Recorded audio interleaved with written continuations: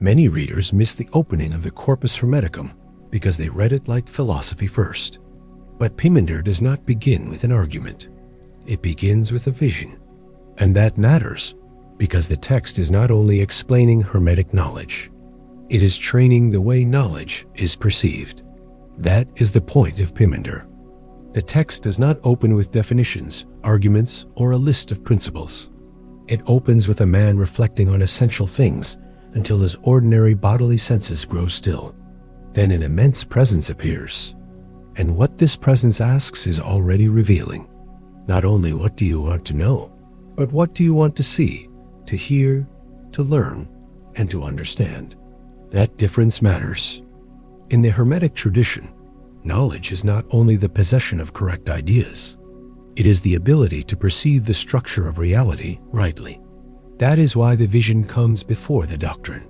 The vision trains perception first. Only then does explanation begin. Pymander presents itself as Nous, not ordinary thought, not private opinion, but the divine intellect, the principle by which reality becomes intelligible. And the first thing Nous gives is not a lecture. It gives a vision. Everything becomes light.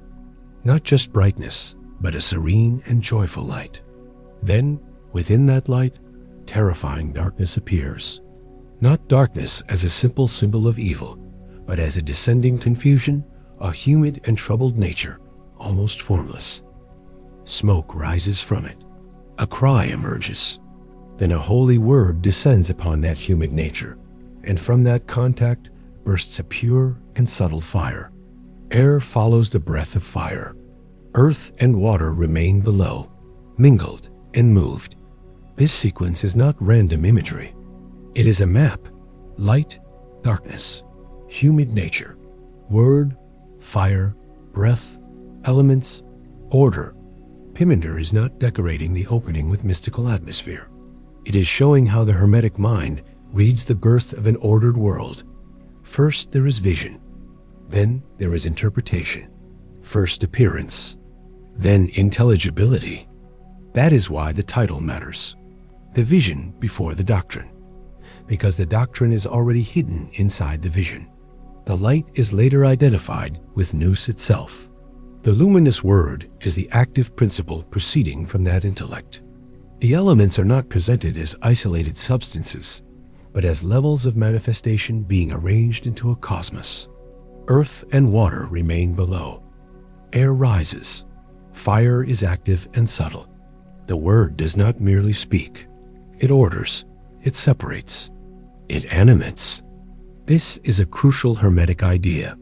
In many modern readings, knowledge means explanation first. In the Corpus Hermeticum, knowledge begins when the soul is made capable of seeing relation. Not only separate things, but how things emerge, act, and depend on one another. The word acts. The humid nature receives. Fire emerges. Breath lifts. The elements take their places.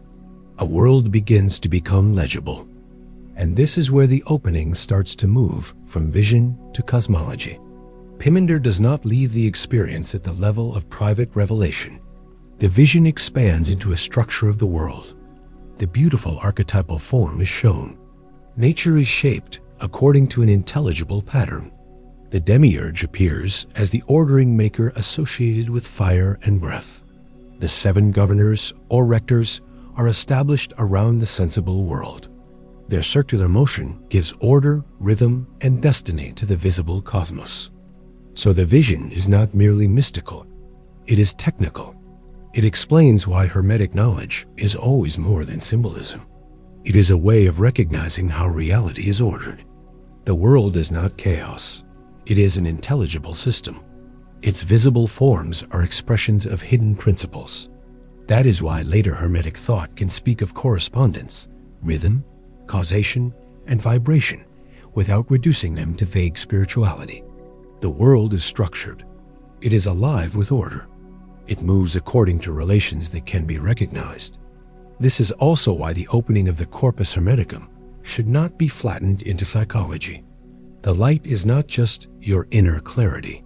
The darkness is not just your shadow. The word is not just self-expression. Those Readings make the text smaller than it is. Pymander is presenting a cosmological vision in which intellect, speech, element, motion, and form belong to one system. The human being is able to know because the same structure that orders the world also makes understanding possible.